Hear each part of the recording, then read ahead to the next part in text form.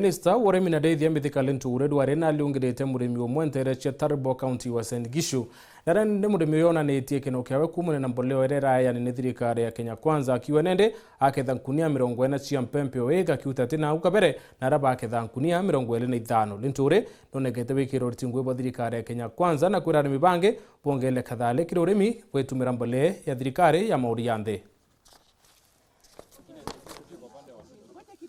Rukirero Alamisi, Minister URIMI na Deithia Mithika LINTURI na aliungire murimi wa miaka 35 na rietu Edwin Ruto wa kuma wondi ya Kiplombe County ya UASIN GISHU.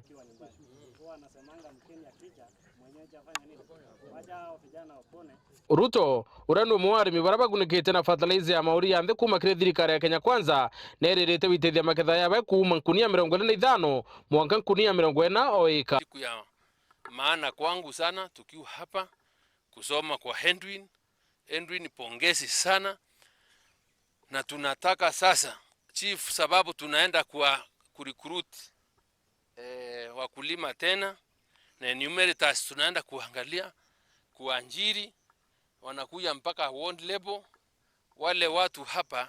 Mimi nasema sasa Edwin, wewe sababu umefanya kazi hata sisi tukusaidie wale vijana 2-3 hapa kwa ile program Priscilla mwakishe chief wakati wa hii maneno wamepewa kazi, ili huyu ndiye awe lead wa mambo ya registration, ili awe watu wakijua na wakiona ile kazi mzuri amefanya. Mubango yoki nende jurajo kwambararo na inya thirikari ya Kenya KWANZA na dieto economic transformation agenda yuatethia na ekire umithio boirio thiguruni ya Kenya.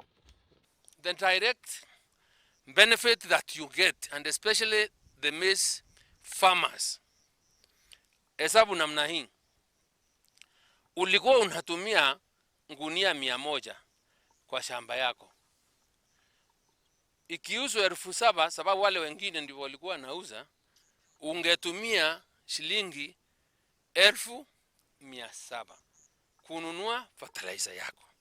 Serikali hii imekuja imeteremsha bei ya fertilizer, sasa tuko 2,500.